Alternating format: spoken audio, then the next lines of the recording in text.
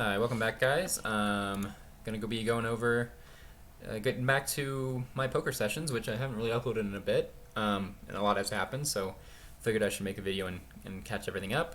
So we are actually done with 2 cent, 4 cent. We hit our goal after 33 days, 33 sessions. And if we look at our hands played versus total profit, it was a pretty easy It's a pretty easy run. So as you can see here, we really only dipped below zero one time, really early on to $1. What's interesting about this is that theoretically I could have done this with what, $5 in my basically $5 in my account and got it up to 100, which is really kind of cool. So yeah, that was interesting. We were making a big blind for 100 of 17.16, which is probably not sustainable. The games were pretty soft. And then here we have a confidence interval chart where we can see within a 95% confidence interval how we did. And it's pretty interesting. So we're definitely a winning player, which is really cool.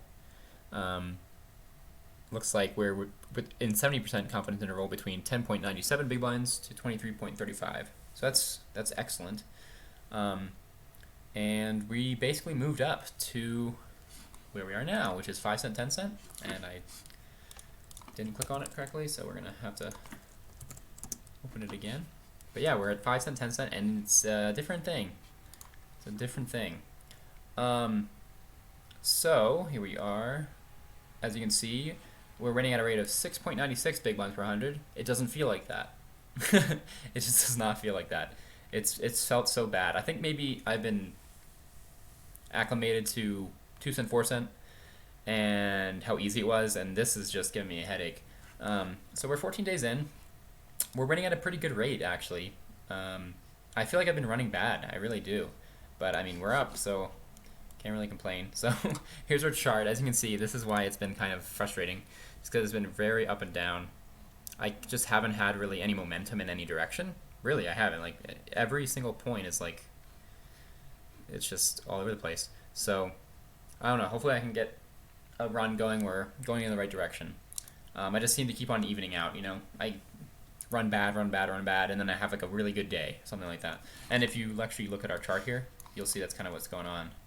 Like, we won our first day pretty good. We lost $16, lost 90 cents, won 9.78, lost 24, won 42, and then, you know, lost it all over the course of 2 days. And then won slightly more back, lost 10.80, and then today, right back at it. So it's been way more swingy, and it's for a couple reasons. The players are better overall, 100%. They're not good, in my opinion. They're still not good. I mean, there are some good players, but for the most part, it's just a different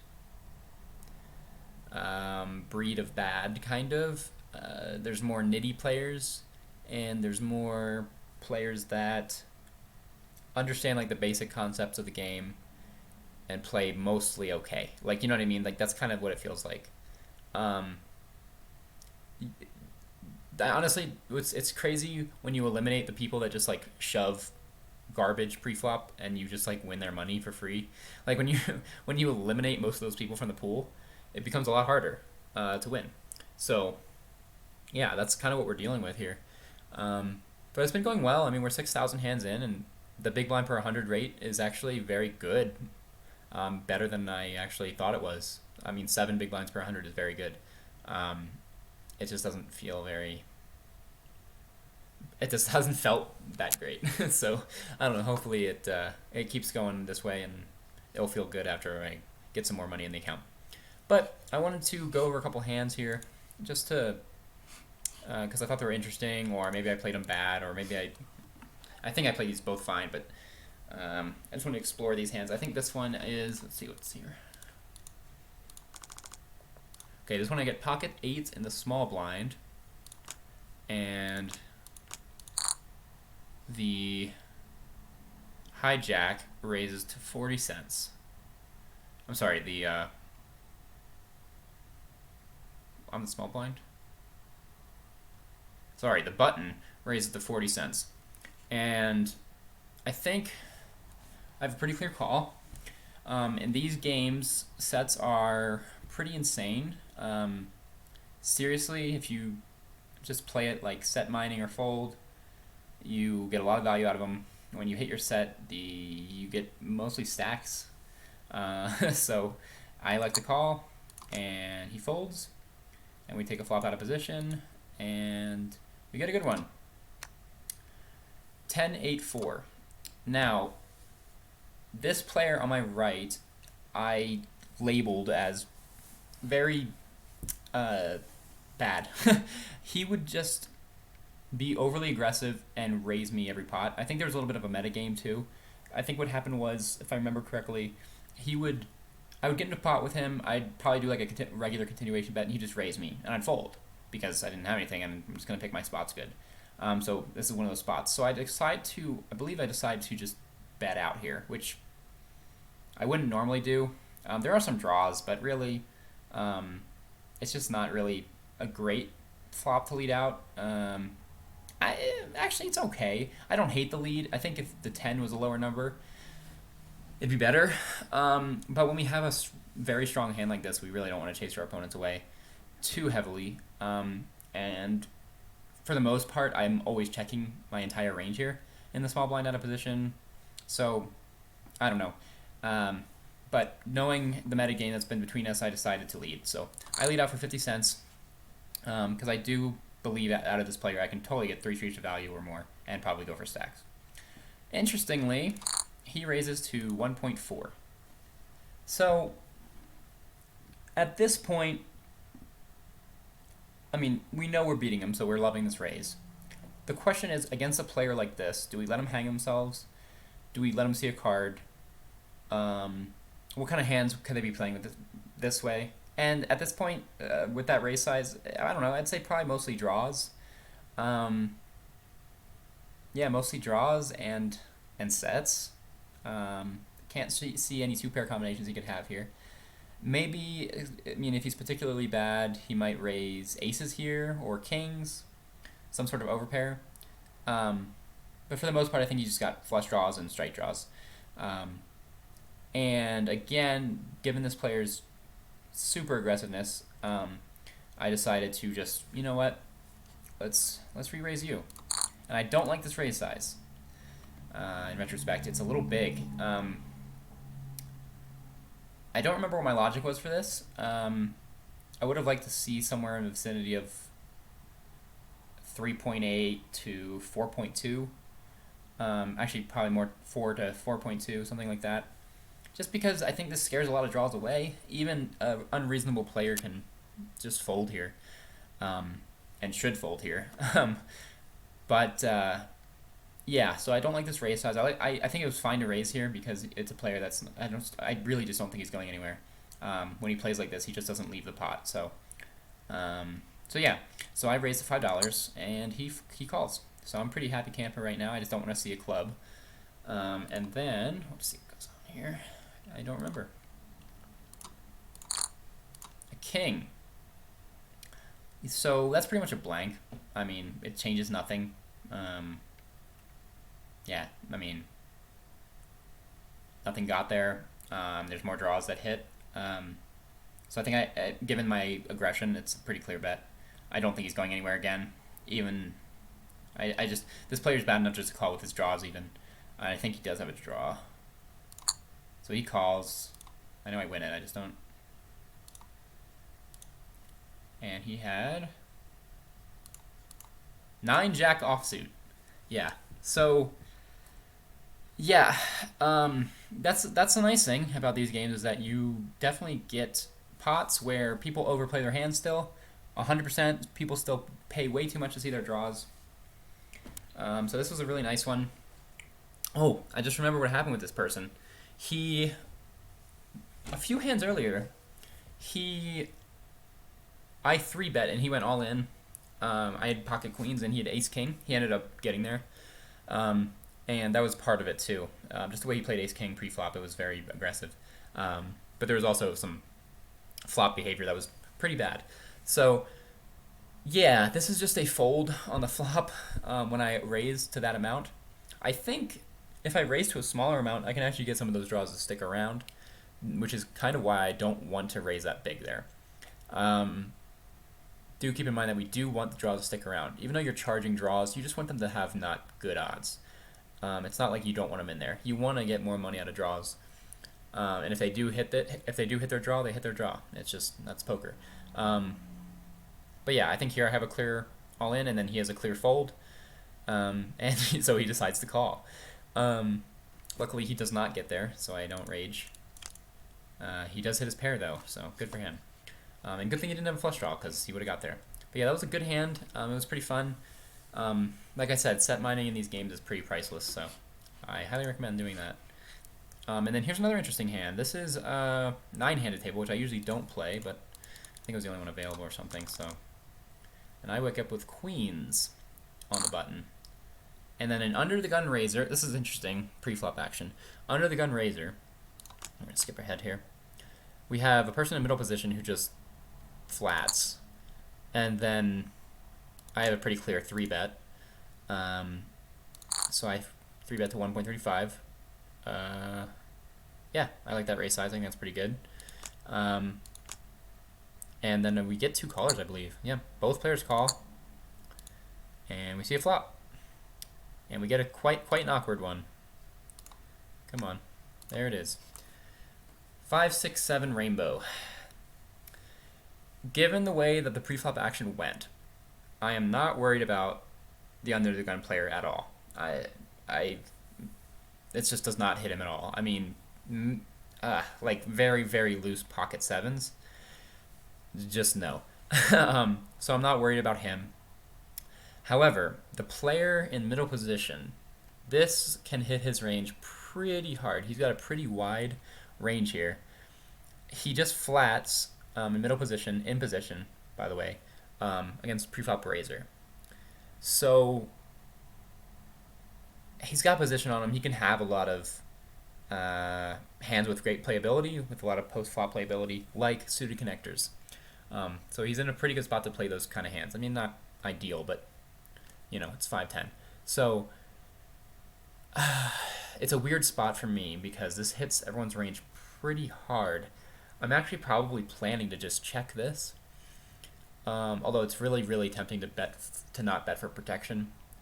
No, I guess I wouldn't check it. It's too connected to check, I think. And I have too strong a hand to check in position against 2 checking players. So I'd probably bet this, but this is just a bad board. Especially because it hits our middle position player so hard. Anyways, so I'm just hoping it kind of checks to me. Check. And we have the middle position player bet 4.2.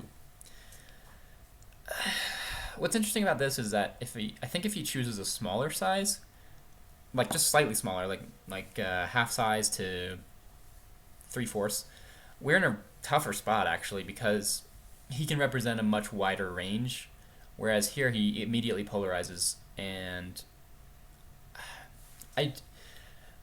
here's the way I thought about it. I feel like he doesn't have a flop straight here most of the time. He could, and be betting huge because you don't know what these players are doing. You just don't, unfortunately. You can make, logical guesses, but at the end of the day, some of these players will bet their strongest hands with weird bet sizings that scare people off most of the time.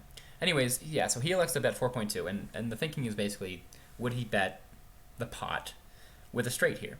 He has the absolute nuts. There's no flush draws. There's nothing that beats him, really. I mean, there's nothing to worry about at all. Our ranges are pretty capped. Like, we have a pretty, just from the preflop action, we have a pretty straightforward range, most likely, especially in 10 NL. So, why is he betting here? It feels like a protection bet. It feels like he hit a part of this flop, but he doesn't have the best hand. That's really what it feels like. He could have 8-9. He could have 8-9. I think he has far less 4-3 here. I think that's just too weak to continue with. And we also have to consider the 2 pairs, which are very viable to bet here. The interesting thing about this is that if this was a higher board, meaning if it was 7-8-9 or even 6-7-8, I'd be more inclined to just maybe call a flop bet and then just get ready to fold on the turn. If there's any more similar aggression. Because I think the things that are just gonna flat call a 3 bet, even though he's getting a good price, are mostly stronger suited connectors, like, I don't know, 8 9, 9 10, 10 jack, of course, but they're not betting this. 7 8, 6 7 sometimes. I think 6 7 is totally in his range here. Mostly hands like that. And I think he also has, the way that people play this game, I think he's got a lot of just like maybe bad over pairs right here, like 9s. He could also have pocket 8s, which would be a good bet here to protect. So out of the range of hands he has, not a lot of them are very nutted, and really the only thing I'm really scared of is 6 7 when he bets this big. So I think against his entire range, I have a pretty clear call. I'm not loving it because it hits his range pretty hard, but I think if a blank comes on the turn, I'm just going to have to suck it up and do whatever he tells me to do, basically, because I'm not going anywhere if a blank comes, essentially. So I decided to call. I think at the time, right after this hand, I was like, I don't know if I played this right, but I think I did, actually, given all the ranges of hands he can have. And I'm going to show you something that surprised me a little bit later. So anyways, the turn comes, and it's a 2 of spades, so it's a complete blank.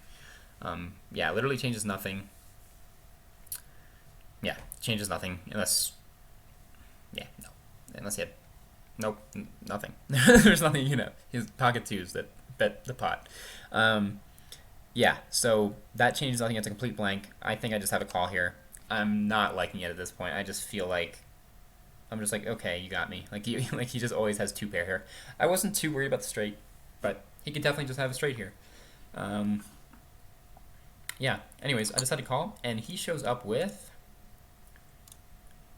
7 8. 7 8 suited. So, close one. So he still got outs. Yeah, it totally makes sense the way he played this. He had, not only did he have top pair, but he had an open-ended straight draw to go along with it. So he has actually tons of outs here, and this is what surprised me, is that even though he had tons of outs here, I mean, think about it. He has any 7, any 8, any 9, any 4.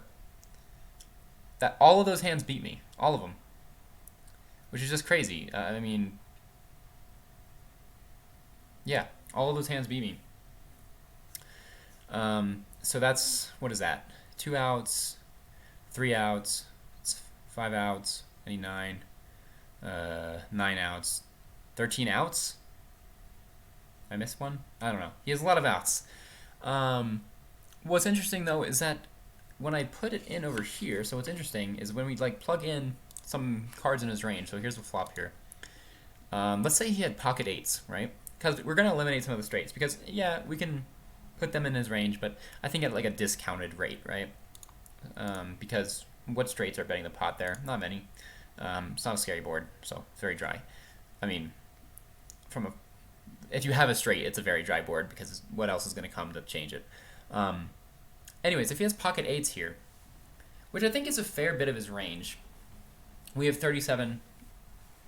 We have 60% equity against his 37, so we're in very good shape against those type of hands on the flop. So when you start including hands like that are going to bet for protection, I mean, it's just a pretty clear call. And even though it puts you in tough situations on the flop when they're betting into you like that large, it's just, you just got to kind of go with it and suck it up, even when it's a connected board like that. And like I said, interestingly, if he has the hand he has, like I was saying earlier, if the board was higher, if it was 6, 7, 8, note now that he beats us, because he's got more consistently, anyways, higher suited connectors in his range, and that's a scarier board. So this was kind of just like in that zone of like, I hate my life, like this is sucky. Where if it was lower, if it came 3, 4, 5, I'm really not that worried.